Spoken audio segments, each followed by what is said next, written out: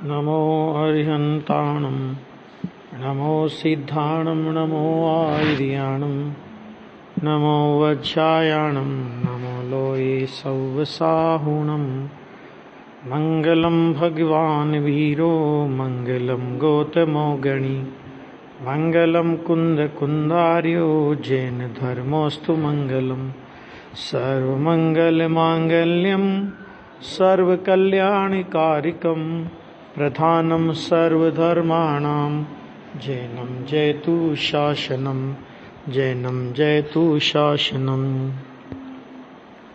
नमयूणजिनं वीरम् अनन्तवर्णानुदंसनसहावं वोच्छामिनियं सारं केवली शुद्ध केवली भणिदम्। भगवान कुंदाचार्य का नियम सार परमागम और उसकी टीका के मंगलाचरण आदि के श्लोकों पर हमारी चर्चा चल रही है। 1 से 3 नंबर तक के श्लोक में देव शास्त्र और गुरु को नमस्कार करने के बाद चौथे श्लोक में टीकाकार ने ये बताया कि ये ग्रंथ मैं किनके लिए रच रहा हूं, टीका किसके लिए कर रहा हूं, ये चर्चा हो गई थी। अब आज 5वें नंबर के श्लोक में इस टीका की प्रामाणिकता क्या है वो बताते हैं। तो उसके लिए वो कहते हैं कि गुण के धारण करने वाले गणधरों से रचित टीका कैसी है ये, कि जो गुण के धारक हैं, गणधर माने कोई सामान्य पुरुष नहीं होता है। तीर्थंकर परमात्मा की एकाक्षरी दिव्य ध्वनि को झेलकर एक अंतर्मुहूर्त में द्वादशांग की रचना अर्थात पारायण करने का जिनकी सामर्थ्य होती है, ऐसे जो गणधर परमात्मा हैं कि ये टीका तो उनके द्वारा रचित है। माने ये जितना विस्तार इस ग्रंथ में आएगा कि वो तो सब गणधर परमात्मा का है, गणधर परमात्मा के द्वारा रचित।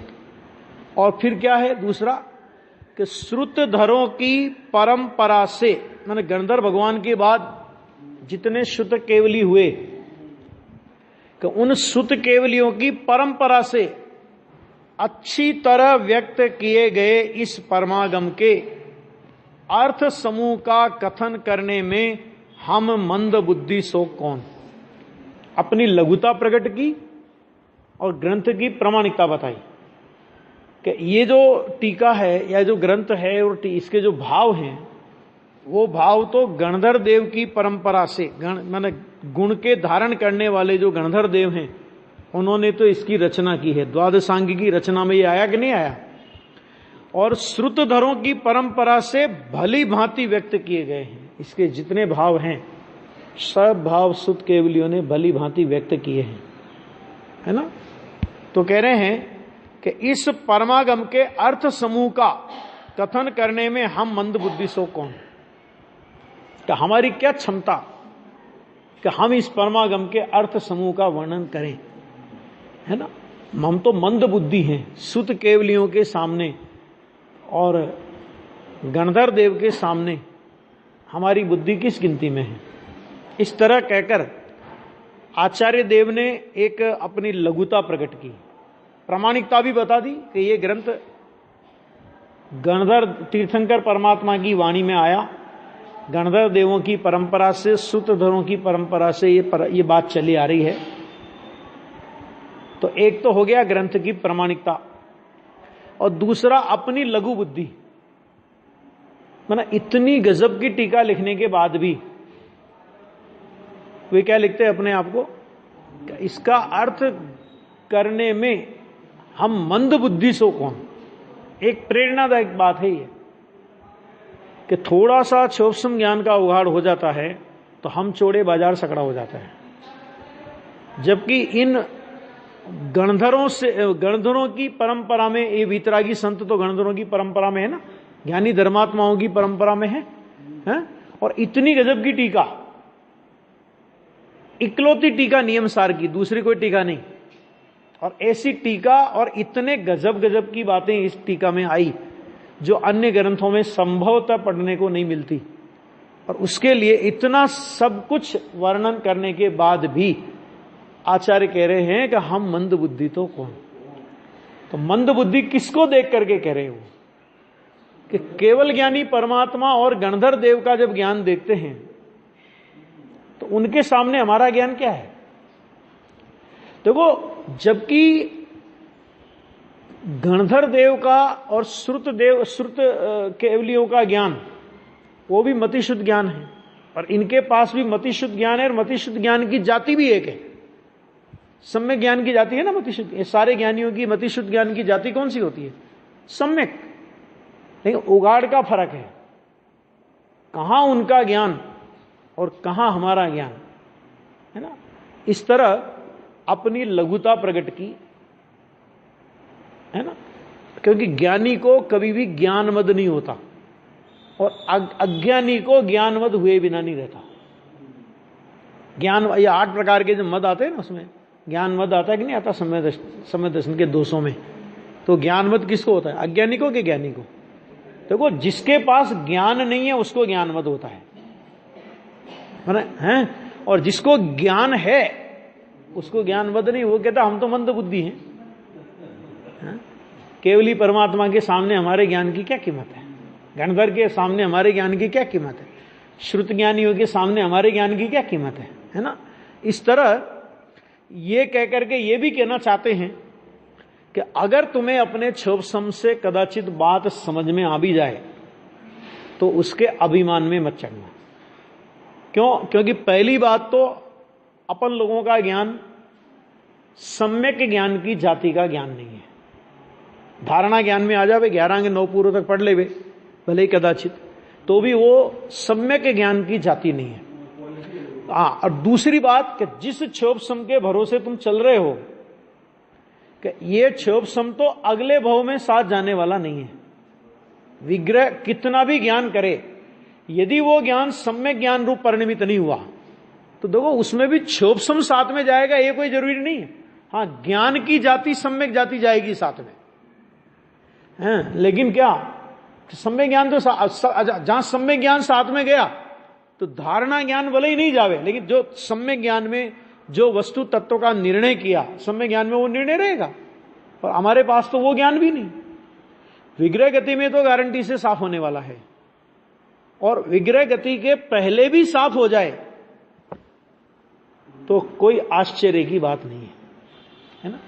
अच्छे अच्छे क्षोभसम ज्ञान के धारियों का याददाश्त विस्मरण होते हुए देखा है। क्या दम है इसमें? आगे देखो। अच्छा, दूसरा, अब आगे उसके बाद कि भाई जब ऐसा है, आप मंद बुद्धि हो तो फिर क्यों कर रहे हो भाई टीका?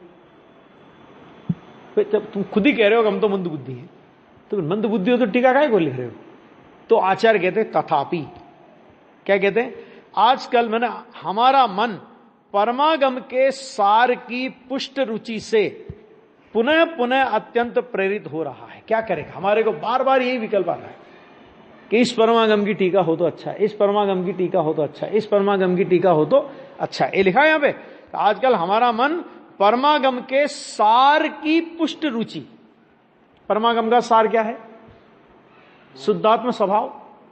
उस शुद्धात्म परमागम के सार की पुष्ट रुचि से पुनः पुनः अत्यंत प्रेरित हो रहा है, और उस रुचि से प्रेरित होने के कारण तात्पर्यवर्ती नाम की यह टीका रची जा रही है।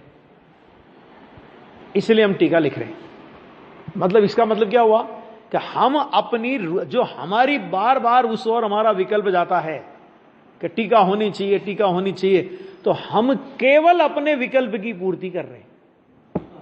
जगत समझे ना समझे, कम समझे ज्यादा समझे, उल्टा समझे सुल्टा समझे, जैसा समझना हो वैसा समझे, हमारी कोई जिम्मेदारी नहीं उसकी। ख्याल में आ गया कि जगत समझेगा तो हमें कुछ उसमें फायदा होगा, नहीं समझेगा तो हमारा कोई नुकसान होगा। कि आचार्य कहते हमें कोई मतलब नहीं है उससे। हम तो अपनी, हमारा मन प्रेरित हो रहा है कि हमें इसकी टीका करना है, इसकी टीका होनी चाहिए, हम तो अपनी रुचि का उपचार कर रहे हैं, बस इतना। बराबर? ये सामान्य है बात। अब आगे देखो, अब इसके बाद इन्होंने क्या किया कि 7वें श्लोक में सूत्रकार ने क्या क्या विषय लिया पूरे नियम सार में, उसकी एक तरफ से सूची उन्होंने बनाई है, अनुक्रमणिका जिसे बोलते हैं ना अपन, कि सूत्रकार ने पहले 5 अस्तिकाय, 6 द्रव्य, 7 तत्व और 9 पदार्थ, ये चारों 6 द्रव्य है, 7 तत्व है, 5 है और 9 पदार्थ है ना। तो इनका वर्णन किया तथा प्रत्याख्यानादि सत्क्रिया का कथन किया है। प्रत्याख्यानादि सत्क्रिया व्यवहार, देखो एक बात और ध्यान देना, प्रतिक्रमण अधिकार से चालू होता है प्रत्याख्यानादि, तो बीच वाले को पकड़ा उन्होंने। प्रत्याख्यान, उसमें प्रतिक्रमण भी आ गया, आलोचना भी आ गई और बाकी के सारे आ गए, और उसके लिए शब्द का प्रयोग किया कि उस सत्क्रिया का कथन किया है।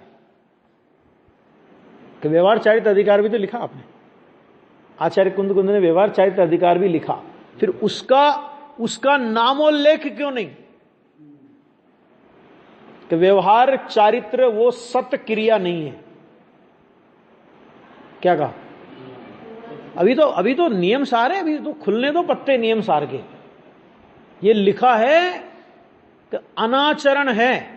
अभी मैं क्या शब्द बोलूं, अपनी तो हिम्मत नहीं पड़े ऐसे शब्द बोलें। समस्त अनाचरण को छोड़कर, अब अनाचरण किसे कहा वहां पे? मुनिराज की भूमिका में, मुनिराज की भूमिका से बात उठाई, उन्होंने कहा समस्त अनाचरण को छोड़कर आत्मा में लीन हो जा। अनाचरण कौन सा? कि 6ठे गुणस्थान में 28 मूल गुण का विकल्प आता है, उसको अनाचरण कहा उन्होंने। अब लोक में कह दो किसी को तो सिर फोड़ दे लो। अनाचरण, अरे जो आत्मा का आचरण नहीं वो अनाचरण, जिसमें आत्मा में स्थिति नहीं हो वो अनाचरण। सीधी सी बात है ना, उसमें क्या है, ये आएगा, आने वाला है आगे, अभी क्या करे। तो सत्क्रिया, यहां सत्क्रिया में प्रत्याख्यान आदि कहकर के वो एक बात की ओर इशारा करना चाहते हैं कि जो वीतरागी पर्याय हैं, प्रतिक्रमण अधिकार से शुरू होकर और आवश्यक अधिकार तक चलता है। शुद्धोपयोग अधिकार तो फल आएगा, उसकी बात नहीं, वो तो क्रिया का फल आया, लेकिन प्रतिक्रमण अधिकार से लेकर जो आवश्यक अधिकार तक चलता है, जो शुद्ध भाव है, जो निर्मल परिणतियां हैं, उसको उन्होंने सत्क्रिया कहा। कि उसका तो हमने वर्णन किया है कि व्यवहार चारित्र का वर्णन करने की हमारी कोई भावना नहीं है, लेकिन बीच में आता है ना, तो उसका भी हम ज्ञान कराते हैं। भाई आप एक बात बताओ, आप कहीं ट्रेन में जा रहे हो तो आपको जहां जाना होता है आपकी नजर वहीं रहती है ना, बीच के स्टेशन आते हैं तो क्या करते हो उनका?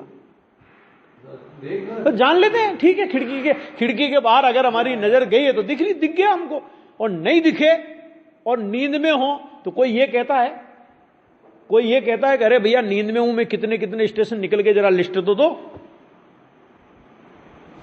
उसको क्या बोलते हैं? जो अपने को रेल कोच में जो अपने को अटेंड करता है, अटेंडेंट, उसको क्या बोलते हैं? भाई हमको मुंबई जाना है, हमको दिल्ली जाना है, जब दिल्ली आने लगे तो 10 मिनट पहले हमको जगा देना। बोलते कि नहीं? बोल के सोते कि नहीं? बोल के सोते। ऐसा तो नहीं बोलते कि भैया बीच में बड़ौदा आएगा, फलाना आएगा, ये आएगा, वहां भी हमको जगाना, क्योंकि हमको देखना है, सारे स्टेशन देखना है, मैं कहीं सो नहीं जाऊं, जब भी स्टेशन आवे मुझे जगाना।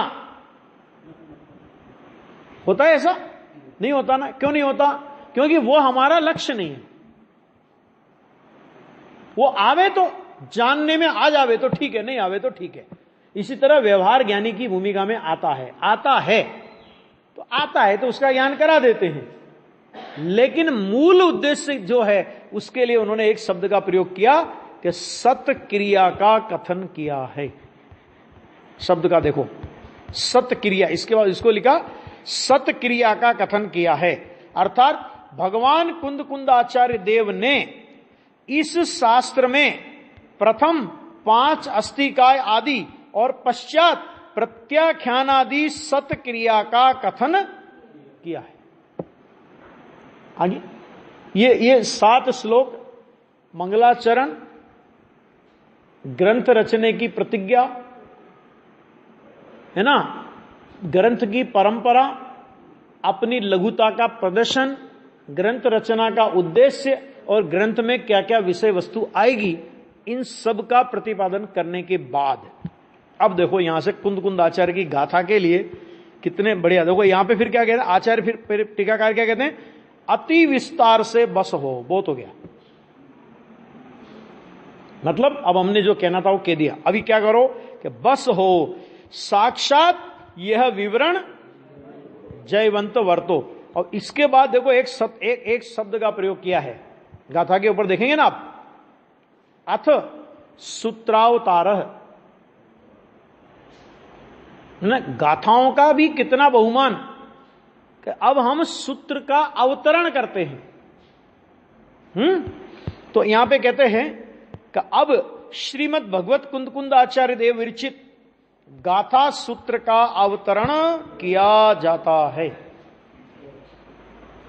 ना। अब ये गाथा एक एक गाथा, अब देखो गाथा पहली गाथा से शुरू करते हैं। अभी णमियोण जिणम वीरम अनंत वर्णान दंसन सहावम वोच्छामिणियम सारम केवली सुद केवली भणिदम नम कर अनंतो कृष्ट दर्शन ज्ञानमय जिन वीर को कहूँ नियम सारसु केवली शुत केवली परिकथित को। ये मूल गाथा सूत्र कुंद कुंद आचार्य देव का, और इसका हिंदी पद्यानुवाद बाबू युगल जी ने किया है। ठीक है, गाथा एक का अन्वयार्थ देखिए पहले। अनंत वर ज्ञान दर्शन स्वभावम शब्द आया, अनंत और उत्कृष्ट, दो शब्द का विशेषण दिया, अनंत और उत्कृष्ट आया ना।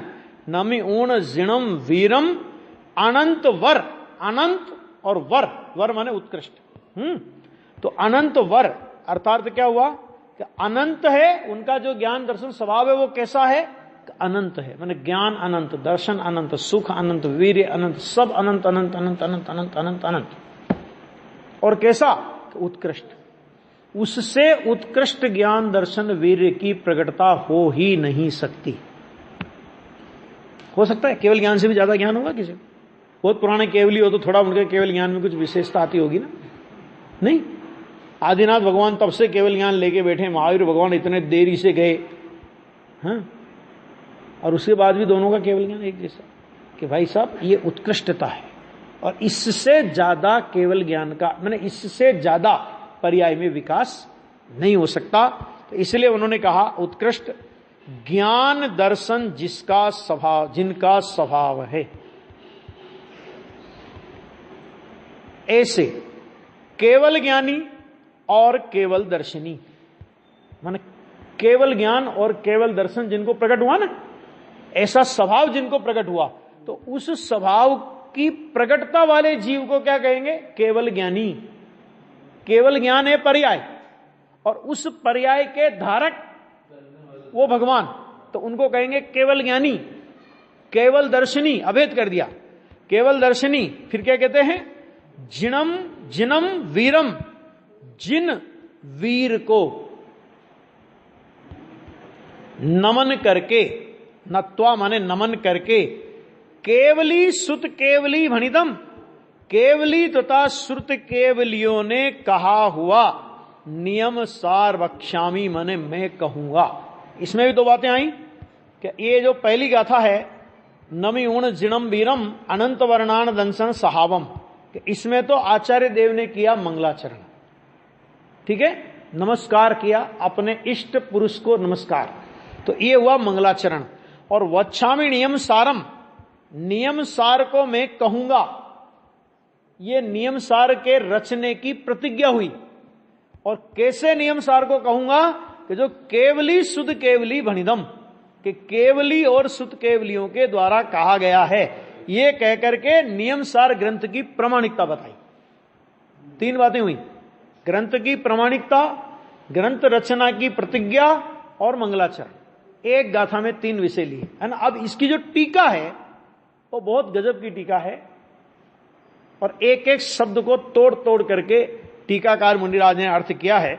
यहां जिनम नत्वा, इस गाथा से शास्त्र के आदि में असाधारण मंगल कहा है। असाधारण मंगल का मतलब क्या होता है? फिर साधारण मंगल होता है कोई? असाधारण मंगल और ये असाधारण मंगल, ऐसे शब्द क्यों डालते हैं आचार्य? सीधे सीधे शब्द क्यों नहीं डालते? हाँ, मंगलाचरण के ऐसा लिखते थे तो ठीक था। असाधारण मंगलाचरण, वे असाधारण मंगलाचरण के महावीर भगवान को नमस्कार किया, इसमें असाधारणता क्या हो गई ऐसी? हाँ? अरे जिस भाव को उन्होंने नमन किया है, जिस भाव को प्राप्त आत्मा को नमन किया है, वो भाव अपने में प्रकट करके नमन किया है। जिन शुद्ध परमात्मा को, जिन वीर परमात्मा को, केवल ज्ञान और दर्शन से संयुक्त परमात्मा को, भव के विजेता परमात्मा को उन्होंने नमन किया, तो जैसे परमात्मा को नमन किया तो पहले तो वैसा परमात्मा स्वभाव कि जिसके आश्रय से ये परमात्मा दशा प्रकट हुई, वो स्वभाव उनके लक्ष्य में आया है। उस स्वभाव के अनुसार जैसी पवित्रता तीर्थंकर वर्धमान को, तीर्थंकर महावीर परमात्मा को प्रकट हुई, उस पवित्रता का अंश अपने में प्रकट किया और सच में अपने में झुके और भगवान को नमस्कार किया, ये व्यवहार हुआ। इसका नाम हुआ अपने में वैसा अंश प्रकट किया, सच में अपने में झुके। लोगों को लगता भगवान महावीर भगवान को नमस्कार किया, ये उपचार, लेकिन भगवान महावीर को नमस्कार का असाधारण मंगल किया कि वैसा भाव अपने में प्रकट करके नमस्कार किया, माने एक तान हो गए। जिस शुद्धात्मा का अनुभव भगवान महावीर कर रहे हैं, उसी शुद्धात्मा का अनुभव किया, वे अपनी शुद्धात्मा में झुक रहे हैं और ये मुनिराज अपनी शुद्धात्मा में झुके, तो अपनी शुद्धात्मा में झुकने का नाम भगवान की व्यवहार स्तुति। नियम समय सार की 31 नंबर की गाथा में है कि नहीं? असली मंगला, ये इसका नाम है असाधारण मंगलाचरण, है ना? खाली वो भगवान आपको नमस्कार, नमो अनंताणम नमो सिद्धाणम करके चले गए घर, ये नमस्कार नहीं है। कि जिसको हम नमस्कार कर रहे हैं वो कौन है, हमें इसका ही पता नहीं है। प्रवचन सार में जब नमस्कार किया, मंगलाचरण किया, तो आचार्य भगवान ने कहा ये नमस्कार करने वाले कौन हैं, कि मैं नमस्कार करने वाला कौन हूं और जिनको मैं नमस्कार कर रहा हूं वे कौन हैं, कि इन दोनों का मुझे विवेक है। आ गया? और ऐसा भाव अपने अंदर में प्रकट करके उन परमात्मा को नमस्कार किया, इसको बोलते हैं असाधारण मंगलाचरण। ये सामान्य मंगलाचरण नहीं है, शुभ भाव रूप मंगलाचरण नहीं है अकेला। हां, मंगलाचरण में शुभ भाव तो है, क्योंकि भगवान को नमस्कार करने का विकल्प आया ना, तो भगवान के नमस्कार करने के विकल्प में शुभ भाव है, लेकिन मात्र शुभ भाव ही हो तो भगवान को नमस्कार नहीं कर सकता। क्यों? क्योंकि राग के और भगवान के तो 36 का आंकड़ा है। नहीं आया समझ? राग के और भगवान के किसका आंकड़ा? तो 36 का आंकड़ा। तो 36 का आंकड़ा, तो जिस राग परिणाम के भगवान से 36 का आंकड़ा हो, और उस राग परिणाम से हम भगवान को नमस्कार करना चाहते हैं, नमस्कार होगा कि भगवान का विरोध होगा? उसमें राग से भगवान को नमस्कार होता है कि भगवान का विरोध होता है? तो फिर क्या हुआ कि अरे वो राग तो है अभी, लेकिन राग के साथ में उनको जो भगवान का जैसा अंतर परिणमन है वैसा अंतर परिणमन अपने स्वभाव के अवलंबन से आचार्य भगवान को प्रकट हुआ, और तब भगवान की सच्ची महिमा आई।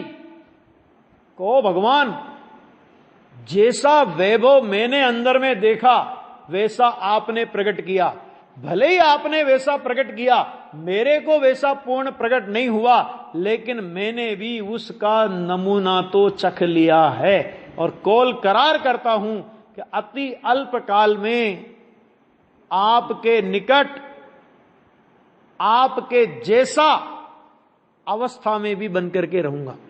यह अर्घ समर्पण करके प्रभु निज गुण का अर्घ बनाऊंगा, और निश्चित तेरे सदृश प्रभु अरहंत अवस्था पाऊंगा। ये है भक्ति का असली स्वरूप, ये है।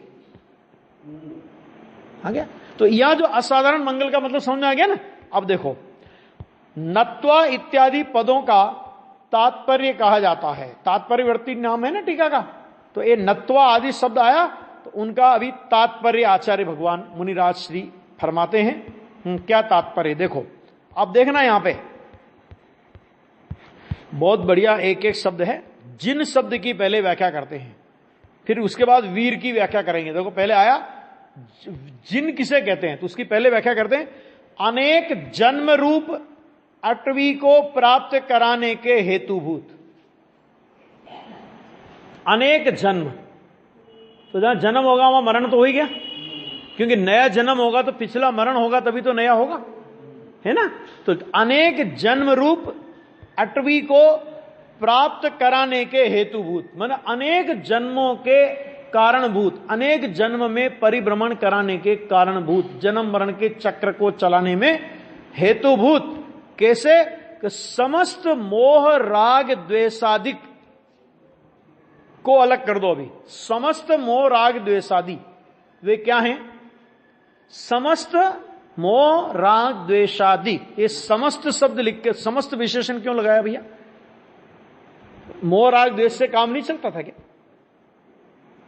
देखो खाली पढ़ना नहीं है, ये शब्द क्यों लगाया, समस्त शब्द का प्रयोग क्यों किया यहां पे? हाँ? अरे मोर नहीं, समस्त मोर, ये समस्त शब्द मोह राग द्वेष के लिए लगाया है। आ गया? तो समस्त मोह राग द्वेष आदि क्यों? मोह राग द्वेष आदि कह देते हैं ना कि वे हमें और तुम्हें किसी तरह के चुनाव का कोई अवसर नहीं देना चाहते। समस्त एक लाइन से डाल देना, समस्त में, चाहे वो अप्रशस्त मोह राग द्वेषादि हो या प्रशस्त मोह राग द्वेषादि हो, कषाय की मंदता रूप परिणाम हो, कषाय की तीव्रता रूप परिणाम हो, कषाय में धर्म मान्य रूप मिथ्यात्व हो, समस्त जिस भाव से जन्म मिले, जिस भाव से संसार का परिभ्रमण मिले, वो भाव रखने लायक नहीं। तो समस्त शब्द लगा करके हम जो राग में भेद डालते हैं, ये राग ठीक है और ये राग अठीक है, ये झगड़ा ही खत्म कर दिया हमने। समस्त मोह राग द्वेष, बस खत्म, बात पूरी हो गई। आ गया? तो उनने कहा क्यों है वो? क्योंकि भाई वो जन्म रूप अटवी को प्राप्त कराने के हेतुभूत हैं। जब तक ये मोह राग द्वेष के परिणाम रहेंगे, चाहे प्रशस्त रूप हो चाहे तो अप्रशस्त रूप हो, जन्म मरण का चक्र ऐसे ही चलता रहेगा, चलता रहा है। क्यों? क्योंकि मोह राग द्वेष में अपने आत्म स्वभाव का विस्मरण है, और आत्म स्वभाव के विस्मरण से बड़ा पाप विश्व में कोई दूसरा नहीं हो सकता। आ गया? तो हेतुभूत समस्त मोह राग द्वेषादि, उनको क्या किया? को जो जीत लेता है वह जिन है। सीधी सी बात, समस्त मोह राग द्वेषादि को जिसने जीत लिया, जीतने वाले को जिन कहा जाता है। तो जिसने जीता वो जिन। आ गया? जिन शब्द की व्याख्या ये। उसके बाद फिर शब्द आया जिणम, उसके बाद क्या शब्द आया था? वीरम। वीरम शब्द आया था ना, तो वीरम माने वीरता, अर्थात विक्रांत। वीर किसे कहते हैं? कि विक्रांत को वीर कहते हैं। माना विक्रांत का दूसरा अर्थ क्या होता है? पराक्रमी। आ गया? पराक्रमी अर्थात वीरता प्रकट करे। क्या है उसका अर्थ दूसरा? वीरता प्रकट करे। वीरता, देखो स्वभाव में तो वीरता है, लेकिन वैसी वीरता एक समय की अवस्था में प्रकट करे, शौर्य प्रकट करे, विक्रम अर्थात पराक्रम दर्शावे, कर्म शत्रुओं पर विजय प्राप्त करे। तो पाप शत्रु है कि पुण्य भी शत्रु है? पुण्य तो भला है ना, मजा आएगा उसमें तो, स्वर्ग में जाएंगे, वहां अच्छा आनंद मिलेगा, है?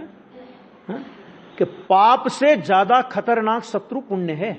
एक और समझ लेना बात, क्यों? क्योंकि पाप से तो सारा जगत पाप को तो पाप कहता है, और सारा जगत पाप को पाप छुड़ाने के लिए आपके पीछे पड़ा हुआ है। लेकिन पुण्य छुड़ाने वाला दर्शन अगर कोई है तो ये जैन दर्शन, दिगंबर दर्शन। आगे बात समझ में आपकी में? तो पाप और पुण्य एक दोनों कर्म है ना, जो सीधी सी बात है, कर्म है वो शत्रु है। अब कर्म में एक बात बताओ, घाती कर्म ही कर्म है कि अघाती कर्म भी कर्म है? अभी निमित्त की ओर से अपन चर्चा कर लेंगे। घाती कर्म ही कर्म है कि अघाती कर्म भी कर्म है? दोनों कर्म है ना। तो अघाती कर्म में पाप और पुण्य दोनों आते हैं कि नहीं आते हैं? और जहां पर सिद्ध चक्र विधान अपन करते हैं ना बहुत बार, अब वो गलती क्या होती है कि स्वाहा स्वाहा करके निकल जाते हैं, खाली उसको कोई अर्थ देखता ही नहीं है। तो उसमें सिद्ध चक्र विधान में 148 कर्म प्रकृतियों के नाश के लिए सिद्ध परमात्मा को अर्घ्य चढ़ाए। ठीक है? तो उसमें नाम कर्म की 93 प्रकृतियों के नाश की बात करी। तो नाम कर्म की प्रकृतियों में तीर्थंकर नाम कर्म प्रकृति विध्वंसनाय सिद्ध परमेष्टि ने नम अर्गम निरुपामति स्वाहा। इसका मतलब क्या हुआ कि जिसने तीर्थंकर प्रकृति को भी नाश किया, ऐसे सिद्ध भगवान को हम अर्घ्य चढ़ाते हैं। इसका मतलब क्या हुआ कि अरे जिसका अभाव करने योग्य है, होगा तभी अभाव करेगा, ये बात पक्की है। तो जिसका अभाव करने योग्य है अथवा जिसका अभाव हो जाता है, वो धर्म और धर्म का कारण कैसे हो सकता है? आ गया? तो समस्त कर्म, जितने भी कर्म शत्रु हैं, ये यहां पे कहा ना कि उसको जीतने के लिए क्या होगा कि जीतने वाला जिन है। अब जीतेगा कैसे भाई साहब? एक कॉकरोच आ जावे और डर के भग जाए, दुबक जाए जाकर के कहीं, तो वो जीतने की दम रखता है? जीतने के लिए क्या चाहिए कि जीतने के लिए वीरता चाहिए। वीरता नहीं होगी तो लोग तुम्हारी गर्दन उड़ा देंगे, और वीरता होगी तो शत्रु का खंड खंड कर दोगे। तो यहां पे कहते हैं कि भगवान कैसे हैं कि जीतने वाले हैं, क्योंकि वे वीर हैं। वीर माने विक्रांत अर्थात पराक्रमी, वीरता प्रकट करे, शौर्य प्रकट करे, विक्रम अर्थात पराक्रम दर्शावे, कर्म शत्रुओं पर विजय प्राप्त करे। वो जड़ कर्म तो निमित्त रूप है। वो कहां से शत्रु है अपने? अपने शत्रु कौन? कि जिन भावों से वे कर्म आते हैं। क्या कहा? जिन भावों से वे कर्म आते हैं, वे कर्म हमारे शत्रु हैं। कौन से? वो भाव कर्म। कर्म माने भाव।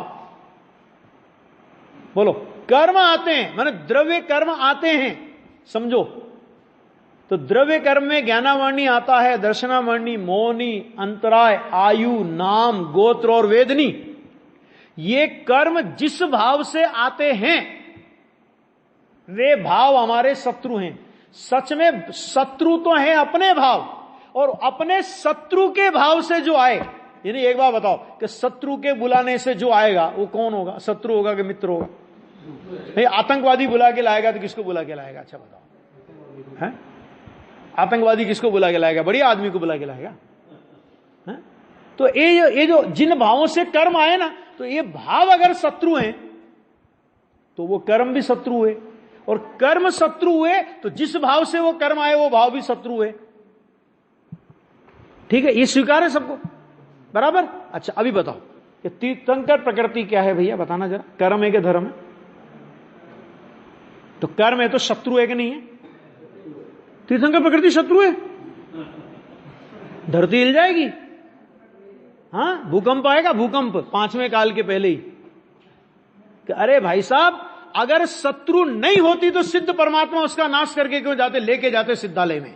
जो शत्रु नहीं थे उनको लेकर के गए सिद्धालय में, और जो शत्रु थे वहीं रह गए। जिस भाव से वो प्रकृति बंधती है, आचार्य कहते वो भाव आत्मा का शत्रु है। अरे नहीं नहीं, बहुत गजब हो गया, ज्यादा हो गया, ज्यादा हो गया। ज्यादा नहीं हुआ, सुनो अभी। समय सार पढ़ा है? समय सार के सर्व विशुद्ध अधिकार में 148 कर्म प्रकृतियों के संन्यास की भावना को नचाया आचार्य देव। तो वहां पर एक शब्द का प्रयोग लिखा, एक शब्द का प्रयोग किया। क्या शब्द का प्रयोग किया? ये सभी कर्म रूपी विष वृक्ष के फल, ये शब्द का प्रयोग किया। ये सभी कर्म रूपी विष वृक्ष के फल मेरे भोगे बिना छूट जाएं। और जब फिर उन्होंने विष वृक्ष के फलों की लाइन शुरू की, गिनाना शुरू की, तो 93 प्रकृतियों में तीर्थंकर नाम कर्म की प्रकृति को भी कर्म रूपी विष वृक्ष के फल में रखा है। क्यों? क्योंकि धर्म से बंधन नहीं होता, और जिस भाव से बंधन वो भाव कभी धर्म नहीं हो सकता। स्वीकार होती है बात? ये नहीं होती ना? अंदर से थोड़ा डर लगता है, नहीं नहीं ऐसा नहीं बोले, ये अच्छे शब्द नहीं है। तो हम क्या करें? आचार्य से लड़ो। हाँ, अज्ञान अवस्था कितनी बढ़िया है पहले ये बताओ। देखो, शत्रु शत्रु होता है, स्टेप वो छूटने की बात ही नहीं चल रही। अभी निर्णय करो क्या है, कैसे छूटेगा, कब छूटेगा, कहां छूटेगा, कितनी बजे छूटेगा, वो चर्चा नहीं है। निर्णय करने की बात है कि कर्म है वो क्या है, कि शत्रु है। शत्रु है तभी तो भगवान ने वीरता प्रकट करके, है ना, तीर्थंकर प्रकृति क्यों बोला, जानबूझ के बोला हूं। क्यों? क्योंकि बाकी में तो चोट नहीं लगती अपने को, उसमें चोट। गुरुदेव ने बोला था, श्वेतांबर स्थानकवासी संप्रदाय में गुरुदेव थे, मैंने शास्त्र मिल गया था समय सार। तो एक दिन बार सभा चल रही थी बहुत बड़ी, 2-3 उनके गुरु भाई भी बैठे हुए थे। तो गुरुदेव ने बोला, जे भावे तीर्थंकर गोत्र बंधाए ते भाव धर्म न थी, है ना, कि जिस भाव से तीर्थंकर प्रकृति बंधे हो भाव धर्म नहीं। और दूसरी भाषा में कहें तो अधर्म है। क्यों? क्योंकि धर्म से बंधन नहीं होता, और जिस भाव से बंधन होता है वो भाव धर्म नहीं हो सकता। अब ये बात सुनी तो गुरुदेव बोल रहे कि हमारी तो प्रतिष्ठा बहुत थी उस समय। गुरुदेव बोले ऐसा, तो हमारी बात तो सभा सुनती थी बिना किसी खलबलाहट के। और 2-3 उनके गुरु भाई थे, तो वो ये कह के उठ गए, वोसरे वोसरे वोसरे। वोसरे एक शब्द है उनके यहाँ श्वेतांबरों में। वोसरे का मतलब ऐसी श्रद्धा हमें नहीं चाहिए, ऐसी श्रद्धा हमें नहीं चाहिए, ऐसी श्रद्धा हमें नहीं चाहिए। तो गुरुदेव का विरोध करते हुए गुरुदेव के पास बैठे थे तो उठ गए, वो सभा आराम से सुनती रही। तो बाद में गुरुदेव ने बोला कि तुम्हारी सुनी किसी ने? तुम क्या बोले, बोसरे बोसरे बोसरे, तुम्हारी सुनी किसी ने? कि भाई तुमको समझ में नहीं आती थी, कोई बात नहीं है, बाद में पूछते, सभा में बैठे रहना था ना, ये सभा का अनुशासन है। ये है, ये तो लिखा है ना शास्त्र में, भाई जिस आश्रय 16 कारण भावना, आश्रव है कि संवर है, आश्रव है। आ गया? तो देखो यहां पे क्या कहा, वीरता प्रकट करे, शौर्य, ये हो गया ना। हाँ, कर्म शत्रुओं पर विजय प्राप्त करे। विजय प्राप्त करेगा मतलब क्या? विजय किसे कहते हैं? अच्छा बताओ, विजय किसे कहते हैं? शत्रु जीवित रहे तो विजय विजयी कहलाएगा, कि शत्रु का प्राणांत हो जाए तब विजय कहलाएगा। देखो दो बातें, शत्रु का मतलब क्या, कि किसी व्यक्ति विशेष का नाम शत्रु नहीं है। शत्रु माने जो शत्रुता का भाव है। अब मान लो कोई राजा बहुत बड़ा शत्रु था, और शत्रु था, इसने युद्ध किया और उसका एकदम मन परिवर्तित हुआ, इसने उस राजा ने इसके प्रति शत्रुता का भाव त्याग दिया। तो ये राजा जीता कि वो राजा जीता? युद्ध करने वाला जीता ना। क्यों? क्योंकि हमें शत्रु को मारना है, व्यक्ति को नहीं मारना है, शत्रु को मारना है। शत्रुता, तो कर्म हमारे शत्रु हैं। अब वो कर्म अकर्म रूप हो गए, हमें क्या करना है? कहीं रहे। विकार निर्विकार रूप हो गया, भाई पर्याय थोड़ी मिटेगी। राग का अभाव करेंगे तो, राग का अभाव करेंगे तो पर्याय थोड़ी मिटेगी। राग के अभाव में वीतरागी पर्याय प्रकट होगी, अल्प ज्ञान के अभाव में पूर्ण ज्ञान की पर्याय प्रकट होगी। पर्याय का क्रम तो चलेगा, लेकिन जिस पर्याय ने अभी तक स्वभाव के प्रति शत्रुता धारण की हुई थी, जो पर्याय स्वभाव से विमुख थी, अब वो पर्याय स्वभाव के सम्मुख हो गई, कहते ये शत्रु का नाश हो गया। क्यों? क्योंकि उस पर्याय ने स्वभाव के साथ मित्रता साध ली है, अर्थात वो स्वभाव की अनुगामिनी हो गई। इसका नाम है शत्रुता का नाश या शत्रु का नाश, अर्थात विकार का नाश, अर्थात निर्विकार दशा की उत्पत्ति। कर्म रूपी शत्रुओं पर विजय प्राप्त करे वह वीर है, और जो कर्म रूपी शत्रु जिस पर विजय प्राप्त करे वो क्या है? वो कायर है। वीर कौन? जिसने शत्रुओं पर विजय प्राप्त की वो वीर, और जिस पर शत्रुओं ने विजय प्राप्त की तो वो कायर। आज तक हम लोगों ने क्या किया? हमारे ऊपर आज तक मोह राग द्वेष रूपी शत्रुओं ने विजय प्राप्त की हुई है। कर्म का मतलब नहीं है, यहां पे मैं विकार की बात कर रहा हूं। और कर्म जब विकार ताकतवर हो, जब हमारा विकार ताकतवर होता है ना, तो फिर कर्म को भी ताकतवर कहा जाता है। निमित्त रूप में कर्म को भी तब ताकतवर कहा जाता है कि जब विकार में पावर हो। क्यों विकार में पावर कब है? विकार पावरफुल कब है? कि जब हम अपने स्वभाव से विमुख वर्तते हैं। समझा क्या? शेर सोया हुआ हो ना तो चूहे भी उछल कूद करते हैं उसके ऊपर, नहीं तो बहादुर हो गए ना चूहे, बहादुर हुए कि नहीं हुए? देखो इतने बड़े शेर के ऊपर कैसे उछल कूद कर रहे हैं कि तुम्हें पता नहीं, अभी एक ऐसा घूमेगा ना, वो एक करवट लेगा खाली, तो चूहे की बात तो छोड़ो, हाथी तक भगेंगे। ये शुद्धात्मा मोह नींद में सोया है तो कर्म प्रबल है, और एक करवट ले खाली, श्रद्धा की ओर से एक करवट ले, तो जिस समय हो आत्मदृष्टि कर्म थर थर कांपते हैं, भाव की एकाग्रता लग छोड़ खुद ही भागते हैं। करवट तो ले एक बार, है ना? हाँ देखो आ गया। तो ऐसे क्या है वो क्या है वो? तो वो आचार्य भगवान कहते हैं कि वो क्या है, कि वो कहते हैं कि वो वीर है। हो गया, पूरा करते हैं। ऐसे वीर को, कौन को? वीर को, जो कि श्री वर्धमान, श्री सन्मतिनाथ, श्री अतिवीर और श्री महावीर, इन नामों से युक्त हैं। ऐसे 5 नाम जिनके प्रसिद्ध हैं, ऐसे वीर भगवान को आचार्य मुनिराज श्री कहते हैं, टीकाकार मुनिराज कहते हैं, कुंद आचार्य देव कहते हैं कि ऐसे वीर भगवान को मैं नमस्कार करता हूं। इसका मतलब क्या हुआ? इतना वर्णन क्यों किया? अरे सीधा कह देते भगवान महावीर जिनके 5 नाम है उनको मैं नमस्कार करता हूं। इतना वर्णन क्यों किया? वो इतनी शौरवीरता प्रकट की है, जीता, इतना बताने की जरूरत क्या थी? कि हमारे तीर्थंकर जिनको, जिनके चरणों में हमारा नमस्कार पहुंच रहा है, वे हमारे द्वारा नमस्कार करने योग्य तीर्थंकर कैसे हैं, हमें भी उसका पता है। और जिनको हम नमस्कार कर रहे हैं तो पूरे जगत को भी ये बात पता चले कि हमारे परमात्मा कैसे हैं, है ना? परमात्मा की पहचान पूर्वक का नमस्कार है, बिना पहचान के नमस्कार, उस नमस्कार में कुछ दम नहीं है। इस तरह यहां पर स्वरूप बताया है ना। अभी आगे जो बात आएगी कि जो परमेश्वर हैं, मां देवादि देव हैं, अंतिम तीर्थनाथ हैं, जो 3 लोक के सचराचर द्रव्य, अभी बहुत सारे विशेषण दे रहे हैं। कितने विशेषणों से भगवान की भक्ति करें। देखो भक्ति भी जब मुनिराज के परिणामों में उछलती है ना, तो भक्ति का भी प्रकार कैसा होता है। क्यों? क्योंकि अंदर में शुद्धात्मा का खजाना देखा है, ये मेरे पास है, ऐसा भगवान ने प्रकट किया, मेरे पास है ऐसा भगवान ने प्रकट किया। तो वास्तव में तो अपने खजाने की महिमा आई, ऐसा ही तो मेरे पास है, तो अपनी महिमा आई ना, तो उनकी भक्ति में उछलते हैं। परिणाम आई, बात समझ में? ये चर्चा है और इसकी चर्चा